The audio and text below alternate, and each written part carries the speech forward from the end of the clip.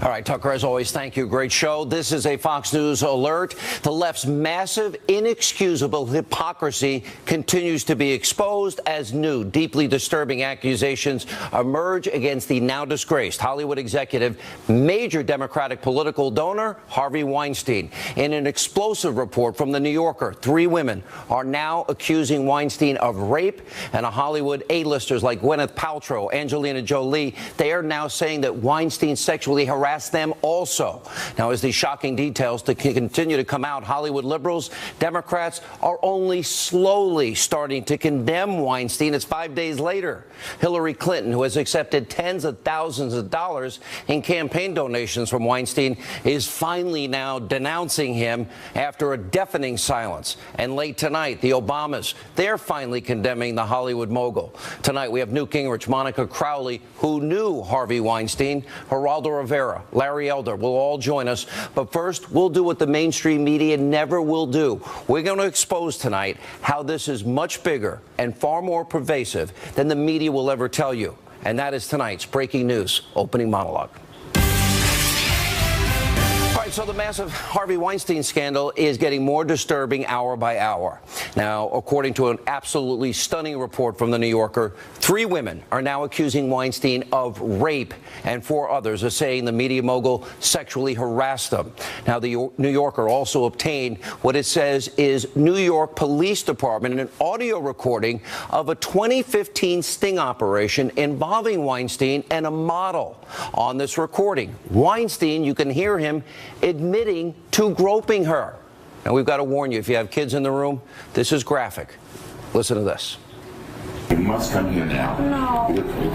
Please. No, I don't want to. I'm not doing anything with you. I Now know. you're embarrassing me. I'm sorry. I No, cannot. come here. No, yesterday was a kind of aggressive for I me. know. I need to know a person to I be won't touched. do a thing. I don't.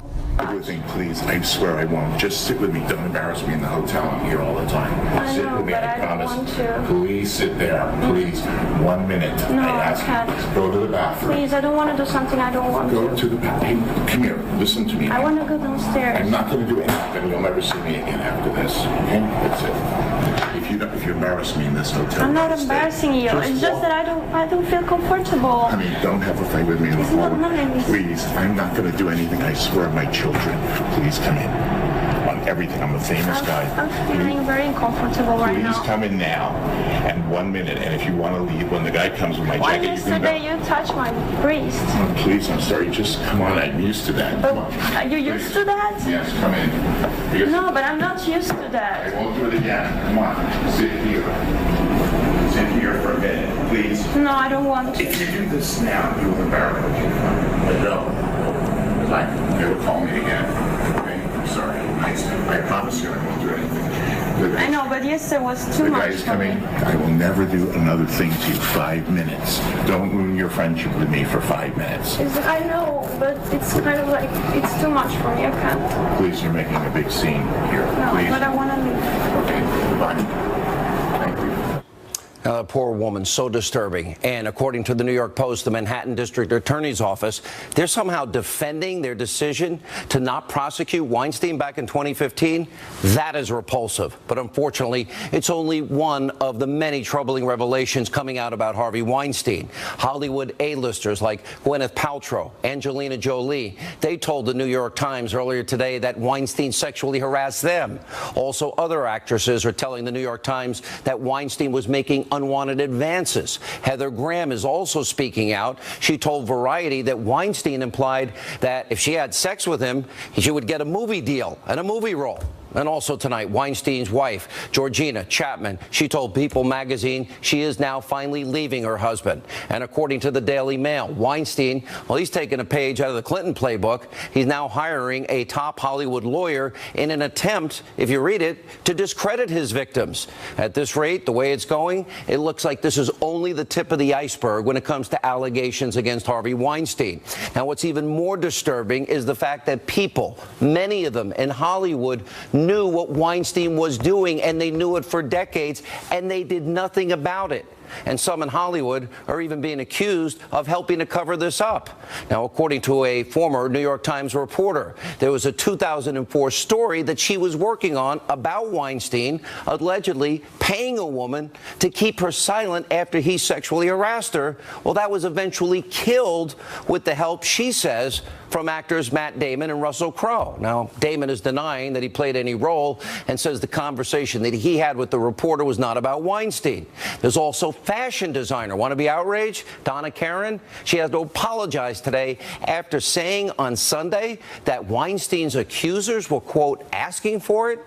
And there's also the fact that, as we highlighted last night, Weinstein is a huge, massive, major Democratic donor. Now, the Center for Responsive Politics, their estimate is that Weinstein contributed over $2 million to Democrats, and that's just since the year 2000. Now, it includes individual donations to key, very key, top Democratic names and players, including an estimated $44,000 to Hillary Clinton. And that's in addition to the $15,000 that Weinstein gave to her super PAC, or a super PAC tied to Hillary. And Weinstein also donated over $56,000 to the Obama Victory Fund. Maybe that's why it took Clinton and the Obamas 5 days to begin to speak out. And that's not all. The Hollywood executive dished out over $97,000 to the Democratic National Committee.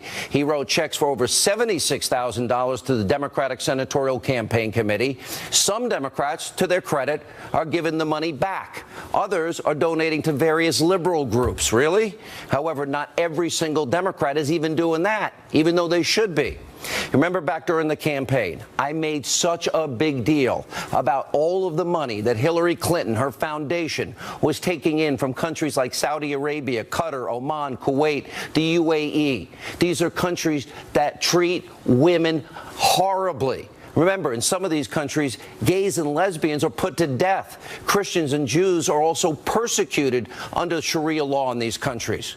Now, before we tell you what Hillary Clinton said about Weinstein today, along 5 days after the scandal broke, we want to remind you what the women who accused Bill Clinton of sexual misconduct said. I don't remember many Hollywood stars speaking out against Bill Clinton or talking about his issues that he had to deal with, or how Hillary defended him. You may remember this. You described a scene where he was biting on your lip, and then when it was all over, he was leaving. Said, you better put some ice on that. Yeah, and casually put on his sunglasses and walked out the door. It was a terrible ordeal for me, and no woman should be subjected to it. It was an assault. He assaulted you. Yes. He touched, grabbed, fondled, and kissed you against your will. Yes. And it's an allegation that is not made by one woman; it's made by multiple. Many women. of us. I said, well, I may need to be going or something. And next thing you know, he pulled down he sat down, pulled down his pants, his whole everything, and he was exposed. And I said, I'm not that kind of girl, and I need to be getting back to my desk. Remember what Hillary said, and a lot of Hollywood liberals support Hillary. She said their accusations were part of the vast right-wing conspiracy. So keep that in mind while I read you the statement, the ever so eloquent statement that she put out about Weinstein today. I was shocked and appalled by the revelations about Harvey Weinstein. The behavior described by women coming forward cannot be tolerated. Their courage and the support of others is critical in helping to stop this kind of behavior. Really, Hillary? Really? 3 generic sentences and your utter silence over the years? Now, here's the truth about the Clintons and Weinstein. Take a look at these pictures. They've known Weinstein for years and have been more than happy to take all his money to run their campaigns. FoxNews.com is also reporting that Weinstein donated between $100,000 and $250,000 to that Clinton Foundation. Maybe that's why Hillary waited to condemn Weinstein. Countries that support Sharia, maybe they brought her silence. Remember? She never criticized those countries that treat women, gays, lesbians, Christians, and Jews horribly. Did Weinstein buy her silence also? And also today, finally, at this late hour, the Obamas, they finally put out a statement about Weinstein. It reads this, quote, Michelle and I have been disgusted by the recent reports of Harvey Weinstein. Any man who demeans, degrades women in such fashion needs to be condemned and held accountable regardless of wealth or status. We should celebrate the courage of women who have come forward to tell these painful stories. And we all need to build a culture, including by empowering our girls and teaching our boys decency and respect so we can make such behavior less prevalent in the future. Okay, Obama loves to opine about cultural controversies. What took him so long to denounce Weinstein? Did it have to do with the fact that he's taken all that money from Weinstein, that he invited Weinstein to the White House? Maybe Barack Obama was too embarrassed because back in 2013, the former First Lady, Michelle Obama, praised Harvey Weinstein during a White House event. Watch this. This is possible because of Harvey. He is a wonderful human being, a good friend, and just a powerhouse. Here's a question. Are the Clintons, the Obamas, are you going to give that money that Weinstein donated? You going to give it back? It's beyond despicable, beyond shameful. These rumors have been out there for years, and it's not surprising when it comes to the left. As I have explained over and over on this show, liberals love to be so sanctimonious, holier than thou, but they're really hypocrites. They claim moral authority over Republicans and conservatives over issues like women's rights, gay rights, freedom of speech, religious freedom. No, we conservatives on this program have spoken out about the treatment of women, gays, lesbians, Christians, and Jews under Sharia. Hollywood's a perfect example of this hypocrisy. For decades, we've been hearing about this type of behavior that Weinstein is being accused of. Now, he's definitely not alone. It's bigger than anyone is going to tell you. We will be investigating. People have been talking for years. Ever hear the phrase, the casting couch in Hollywood? We've all heard that phrase. And guess what? Hollywood has turned a blind eye to what is systemic abuse. They've just accepted it, all while attacking conservatives as being anti-women, feigning moral outrage, selective moral outrage, anytime a conservative is actually caught up in a scandal or an alleged scandal. Hollywood doesn't care about the issue that they talk about, because if they did, someone would have spoken out sooner about Weinstein. People have known for years, and they didn't do it. Hollywood, what do they do in the movies? They romanticize violence and sex. That's their bread and butter. And, of course, cartoon characters. We all know their value system. We all know they slant left. This is why it's bigger than anyone will tell you, and I want to prove it to you. I have a video. It's from 2003. Remember? Guy accused of rape, even admitted to part of it, Roman Polanski. Okay, that year he won an Oscar for Best Director. And in the Hollywood leftist audience, how did they respond? Remember, he was in his 40s when the accusation took place. The girl we're talking about was 13. The same Polanski accused of raping a 13-year-old girl after giving her champagne and Quaaludes. He's 43 at the time of the alleged attack. Polanski, charged with 6 felony counts, fled to Europe before he got the full sentence he deserved, which is why he was absent from this award ceremony. Now that you know this, pay close attention. How did the Hollywood Oscars crowd, which included Harvey Weinstein and Meryl Streep and others, how did they cheer for this accused child rapist? Watch this. It speaks volumes. Roman Polanski, for the pianist.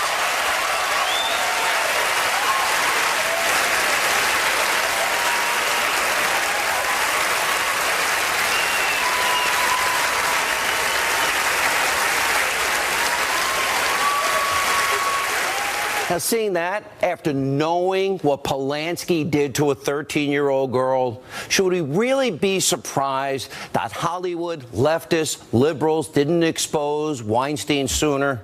We also have to point out that some in Hollywood, they still support Polanski.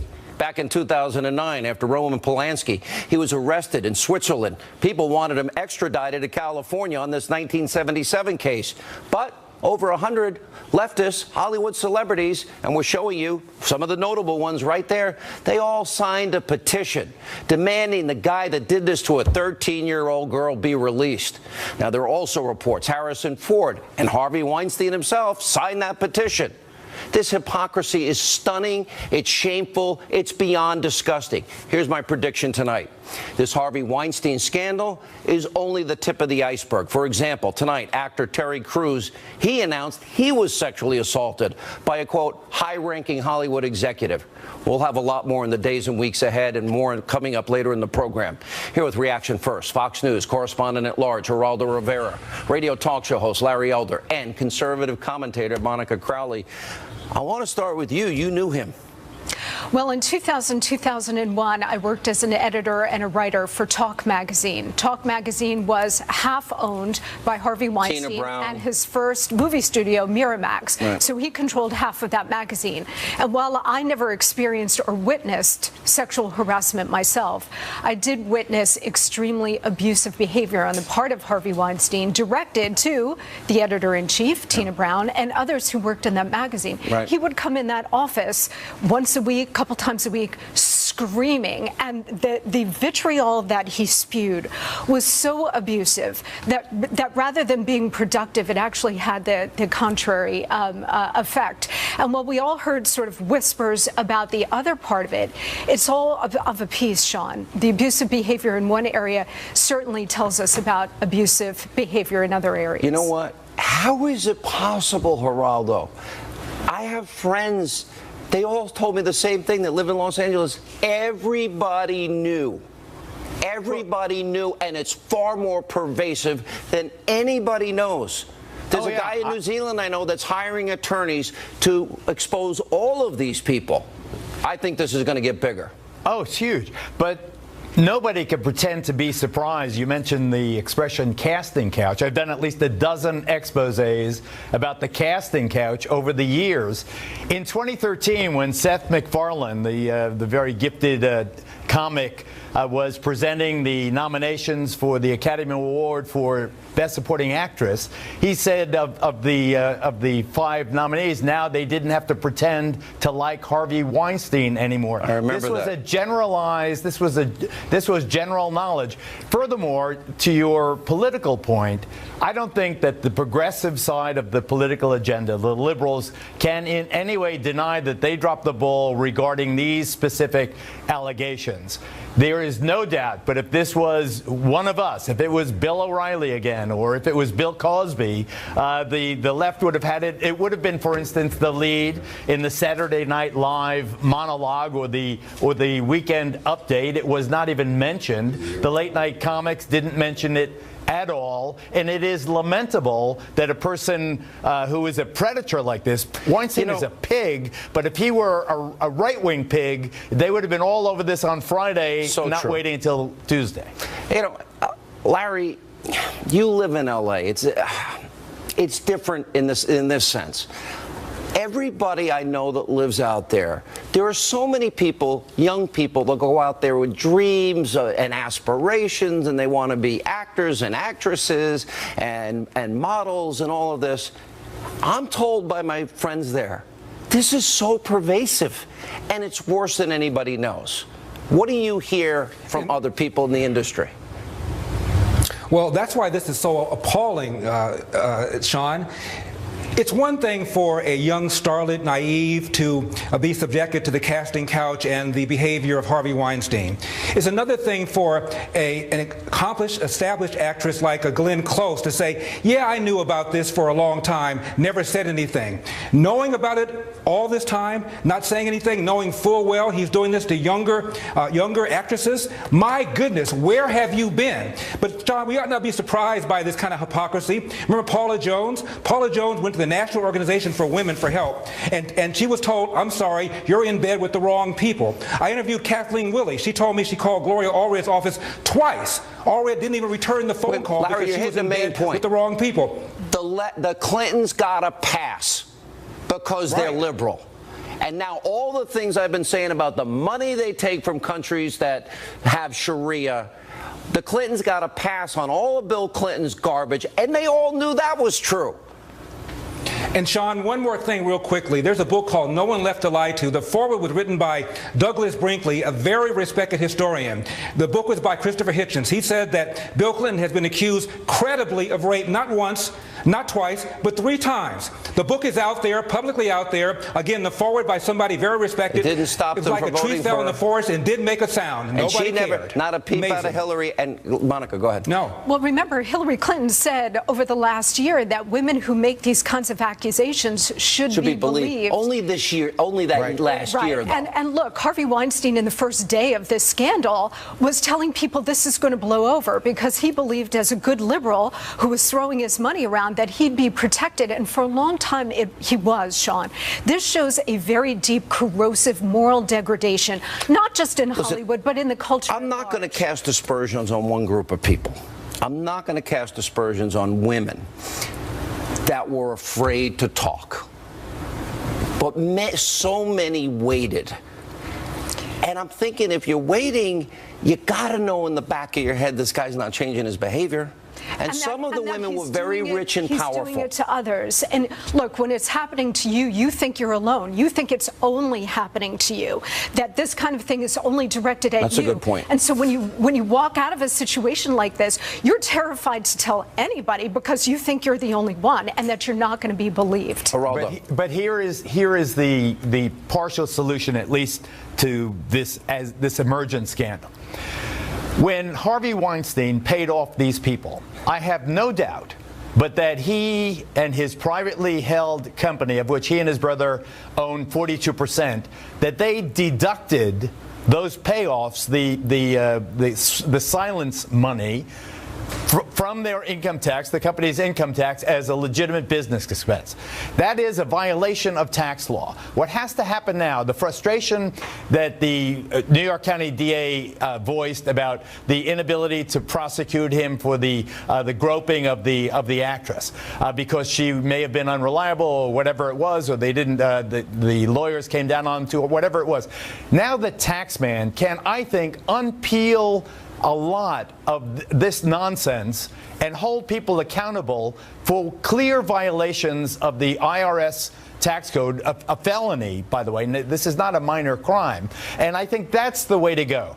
Now, as the other thing is, many of the complainants, many of the women who are coming forward in the Bill Cosby case, many of the allegations were 20, 30, even 40 years old. I suspect that in the Weinstein case, there are fresher allegations in which the statute of limitation has not told. All right, we're just up on the clock. I promise this audience we're going to get to the bottom of it because these young people deserve better. You know, this casting couch crap has got to stop. Good to see you. I'm sorry about what you went through, too. When we come back, the NFL commissioner. We'll have more on this later in the program. Roger Goodell, huge announcement today on the national anthem controversy. You're going to want to hear this. Newt Gingrich in studio as we continue straight ahead tonight on Hannity.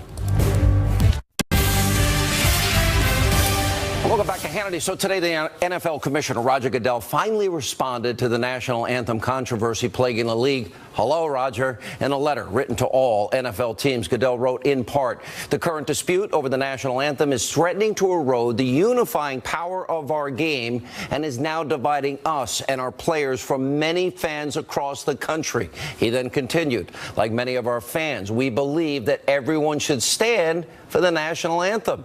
We need to move past this controversy, and we want to do that together with our players. Meanwhile, Dallas Cowboys owner Jerry Jones, he repeated his position today that he will bench players who disrespect the flag. Good for him. Watch this. The policy and my actions are going to be that if you do not honor and stand for the flag in a way that a lot of our fans feel that you should, if that's not the case, then you won't play. We got to remember, people fought, bled, and died under that flag.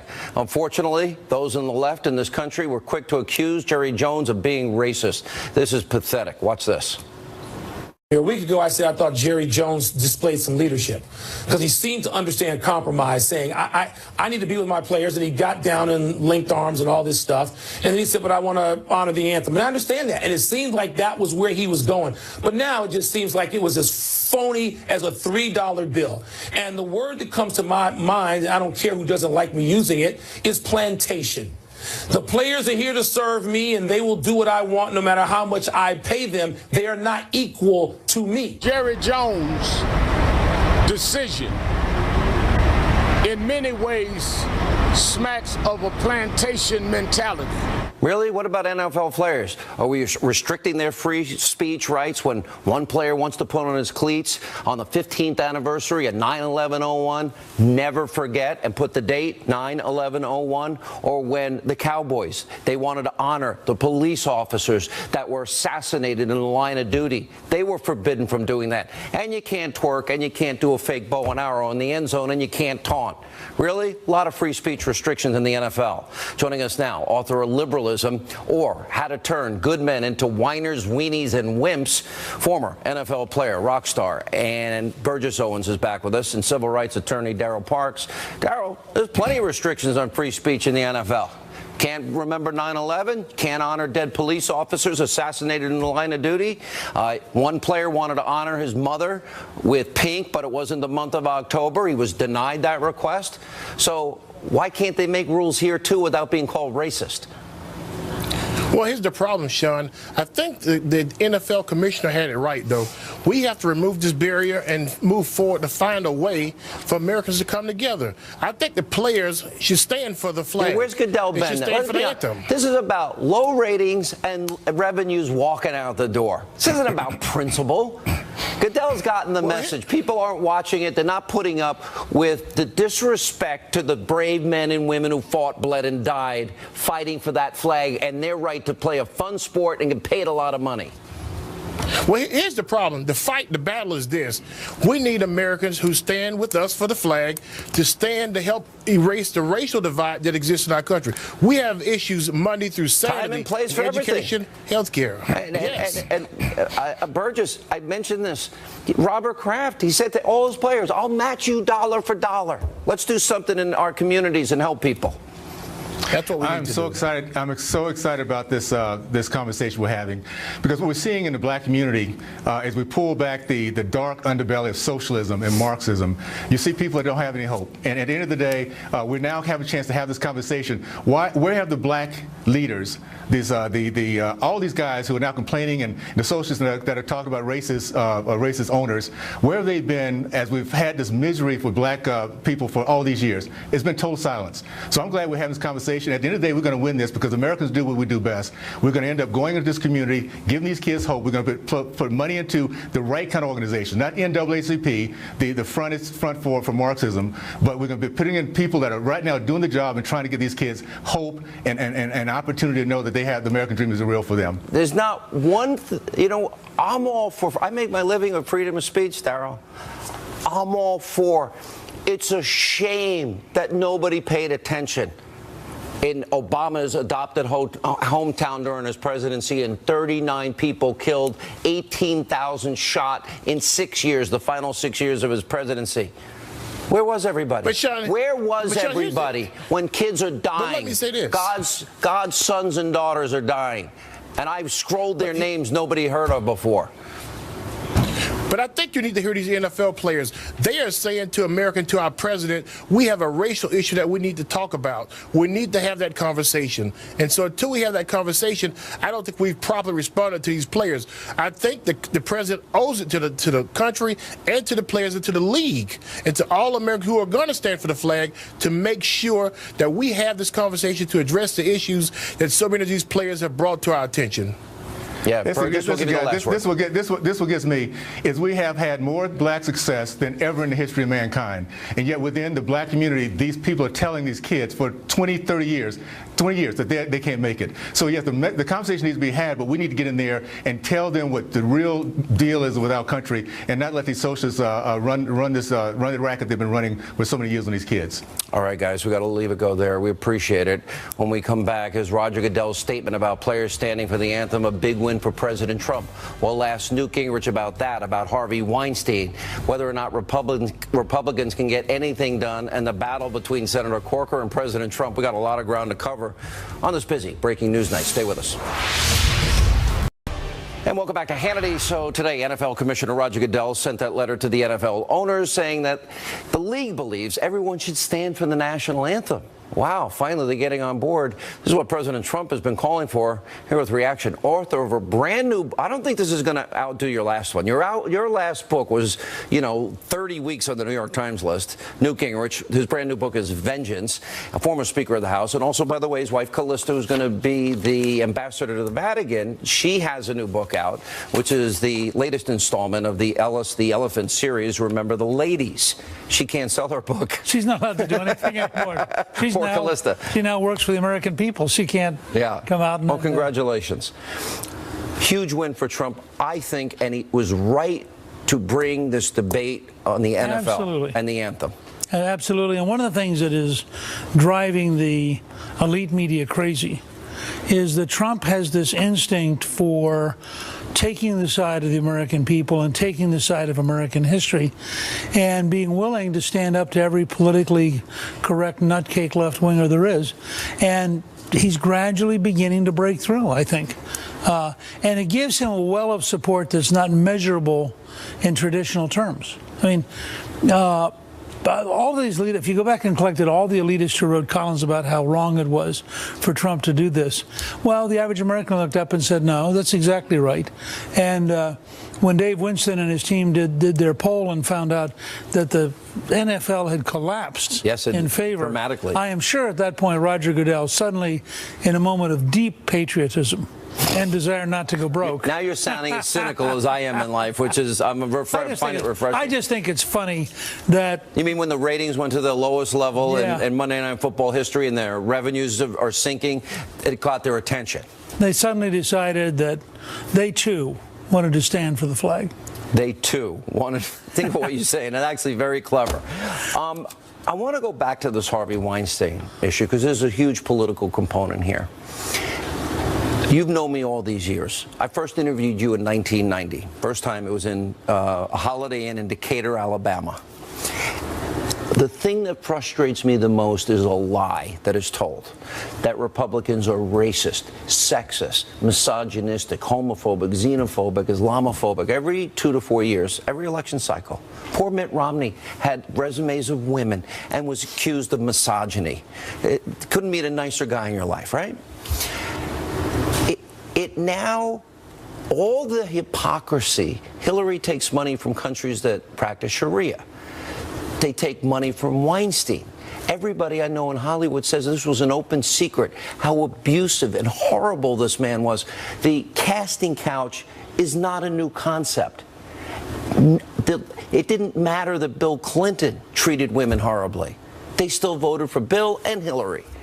I'm tired. Why the double standard? Well, let me say, first of all, that Ben Domenech in the Transom, which is a great daily blog, pointed out two things. One, if Hillary had won, this would still not be a story, because they would have smothered it, because it so directly brings back up Bill and Hillary.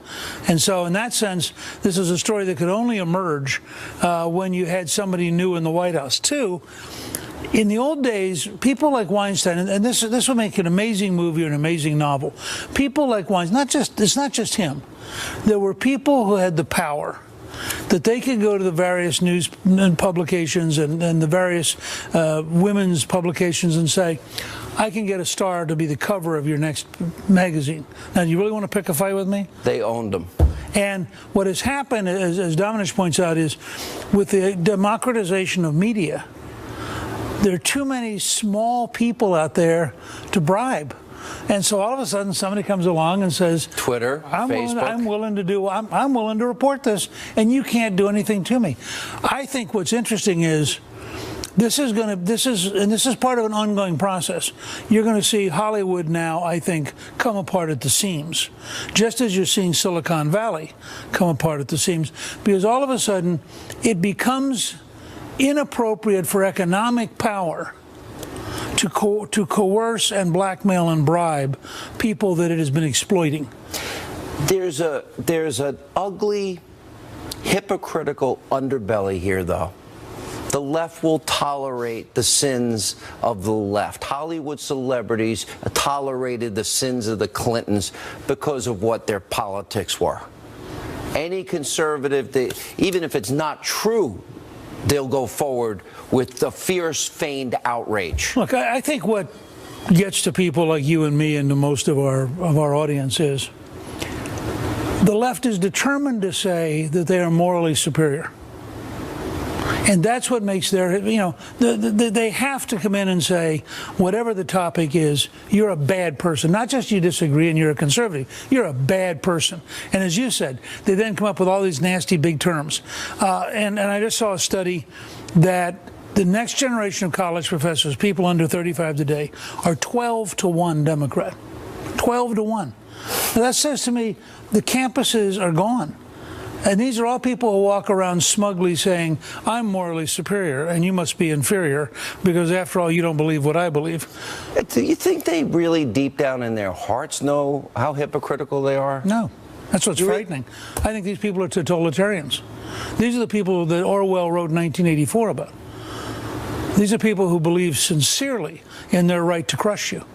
And sincerely, they can, but they'll tolerate the sins of their own. They'll tolerate a double. It's like Leonardo DiCaprio is a big green guy. It's not enough to celebrate New Year's Eve once with a private jet to Australia and then a private jet to fly back to Vegas, so you get to celebrate it twice. And then, of course, you can buy carbon offsets, which is the equivalent of buying, a diamond watch, ring, and necklace if you're unfaithful to your wife and say, oh, it's just an offset, honey, no problem. That's right. That'll work. Which a carbon offset is, I can sin all I want. I can put out all the emissions I want, but you got to get rid of your caravan and drive a bicycle. Now, you're not going to jump from there in a mean-spirited way and start talking about Al Gore's swimming pool and Al Gore's mansion. I got a video of Al Gore getting off a Gulfstream, and it's only him and his wife, which seats 18. Just because... I can't. I'm the only person in life that can throw you off. I'm sorry. You have me totally stopped now. I have no idea what I was about to say. All right, the double standard hypocrisy. No, I think what drives us crazy is, and candidly, one of the things that saved Bill Clinton was that he knew he was a hypocrite, and he was kind of cheerful about it. It was the people around him who weren't. And if you watch him, I mean, this is a guy who remember, went down and talked to a group in Houston and said, I bet you raised your taxes too much. Well, heck, I think I did too. I mean, he had this Arkansas country boy, aw shucks, here I am doing the best I can. That's not what these people are. These people are people who would destroy you. You being, not just you, Sean Hannity, but their view of life. Any conservative. Well, anybody on a college campus who speaks inappropriately. Look at Berkeley. Yeah. All right, stay right there. I want to ask you about this battle between Corker and the president and the agenda and whether it can get done. And we'll talk about your new book. It's not going to do as well as Understanding Trump. Well, yeah, and I haven't read it yet. I just got it today. Look, it's about North Korea. You can't do better than 30 weeks in a row. It's about North Korea. Yeah. It's about terrorism. It just leaps off today's pages. Oh, really? Vengeance is going to do very well. Okay, well, I'm going to start reading it tonight. I'll pull it up in a second. We'll take a break. More with Newt on the other side. And I have an announcement straight ahead. As we continue with the author of the Brit, I actually got my copy right here. Oh, I dropped it. Right here. Vengeance. Former Speaker, he's upset because I said it's not going to do as good as Understanding Trump, which was a... But this is a very important book. This book says very important things about national security. This is your passion. You're not really a commentator. I don't even think you, although you were one of the best speakers, you were one of the great political visionaries, you actually can give a course to these idiots in Washington today how to have urgency, keep your promises, and get things done. But this is your passion. And it models right from today's headlines, you said. Right. Well, yeah, because I worry about our national security. I think this is the most dangerous period since the 1962 Cuban Missile Crisis. That's right. I think it's partly a problem because we have verticals. We think, okay, we're going to deal with North Korea, but it's not North Korea. It's North Korea and the terrorists and Iran and Russia, and you have to think networks of behavior. And the point we make in Vengeance is, what if terrorists got 2 super tankers full of fuel, swapped it to the North Koreans for nuclear material to make dirty bombs, and wanted to set off, and wanted to deliver it the old-fashioned way by a ship? because they weren't going to build a missile that we could shoot down. Then what happens? And we have Brooke Grant, who's our Marine major. This is her 3rd volume. And she works with a Mossad agent who's a woman and with a Saudi Arabian agent who's a man. And the 3 of them are assigned, find these guys before the stuff can get to the U.S. or to Israel or to the Persian Gulf. Can I have the movie rights, guys? I got my first movie coming up. So we got this battle going on. I know most people feel like me right now. When you became Speaker, you ended up balancing the budget, welfare reform, but you also would take out of your pocket a piece of paper, first 100 days, we're going to do these 10 items. And you did them. You kept your word. Repeal and replace 7.5 years. Do you know how aggravated I am that they weren't ready for that moment? Yep. Now it appears they may not be ready for this moment in terms of the tax bill, which the forgotten men and women need. And Bob Corker is in a war with Donald Trump. And I'm thinking, this isn't going to help the country. And by the way, they hate him. Let's be honest here. I talk to people in that Senate room when the doors close, and they tell me exactly what's said by Ben Sasse, Lindsey Graham, Senator McCain, Mitch McConnell, and Bob Corker. They don't like this president. Look, but by the summer of 1940, the only American president to be elected 4 times, was so disliked by the Congress that he turned to General George Marshall and said, if we're going to get an extension of the draft, actually it's 41, if we're going to get an extension of the draft, you have to go get it because none of them trust me enough. Now, this was the president who arguably was the most effective politician in American history. Well, at least he'd had 3 terms by that point. I mean, I'm just saying. So we haven't gotten through the first year. The Founding Fathers designed a system for independently elected people in 3 different places, and it's really, really hard. Mr. Speaker, by the way, I want to say something, though, about patterns. Here is a good example of what you're talking about. I just pulled out the Paul Ryan postcard that you could fill out if they passed the tax bill. 85 or 95% of all Americans will be able to do all of their taxes on a postcard. Saves about 5 billion hours of paperwork, and it saves probably 100 billion. I'm not worried about the House has sent over, Mr. Speaker, 280 bills. So the question they've only gotten a third of the president's appointments. Right. It's a year. What are you doing? What are they doing? And so part of what I would suggest. Older brother talk. Okay. No, not to you. The calm Hannity down. I'm not trying to calm you down. I'm trying to draw on, as you know, we just did an online course called Defending Democracy, and which is people really like. I may do a course on how to legislate. Is this for them or for us? For the country, including them. Especially them. Yeah, especially them. Because look, and them includes the White House. I mean, the first thing you do is you understand this is a system designed to be hard, and if you screw it up, it becomes impossible. Why am I having a hard time? And I think I speak for a lot of people. You asked for the House in 2010, you get it. Right. You asked for the Senate 2014, you get it. You asked for the White House, you get it. Right. You got it all, and then you have all this lead-up time. Right. I mean, let me just cut you off and say, you're right. Look, the fact is, people have every right to be frustrated with the Republican Party, which institutionally has been unable now for 10 months to get its act together. Why? How is that even possible? Well, because you had a brand new president who'd never served in public office. You have a whole bunch of senators who are very skeptical to hostile. You have a House that had, I think, 70% of the members have been there for 3 terms or less. Did you hear how pompous and arrogant and what a jackass Corker sounded like in that New York Times interview? Those are my words. Those are your words. I'm a creature of the House. And all I can say is that people, when they get unleashed, I did this many times in my career. You were there for some of them. I was there the night you were elected Speaker. I was saying, and there are moments that night when I said things which, if I had not, I said a whole bunch of stuff about the fact that Hillary and Bill were originally McGovernites. Yeah. Well, guess what? That becomes page 1 of the New York Times. Brand new Speaker attacks president. That was stupid. I mean, why would you say that? Mm-hmm. And so I would say that my advice to Senator Corker, who's a very bright guy, and to President Trump, who's a very bright guy, keep your promises. Not just that. Call each other, have lunch, and decide serving the country is more important than fighting. Your brand new book? Vengeance. Callista's new book, She Can't Sell Hers? Remember the ladies. All right. I mean, it's for a children's book, and it's a great series. Yep. Thank you for being with us, and we'll see you soon. Hannity.com if you want to get it. More Hannity straight after this. All right, a couple of reminders before we go. You know what? I'm so sick of Hollywood. About 2 years ago, I had a meeting with Kevin and Sam Sorbo, and I got involved as the executive producer in my first movie. I think I'm out of my mind, but the good news is the project's done. And it's coming out. And guess what? It's not like Hollywood. It's not formulaic. It actually has values that you and your entire family can go see. It's got a great story. And it's going to be in theaters October 27th. Here's a little bit. Take a look. The basic tenet of Christianity. Whoa. This is Coach's timeout. Don't you dare tell me about the love and the compassion of your so-called God. Because if he felt like sacrificing his only begotten son, well, that's his business. But he should have bloody well kept his hands off of mine. All right, on my website, Hannity.com, a list of theaters. It'll debut October 27th. I think you and your family will like it. Now, tomorrow, programming note.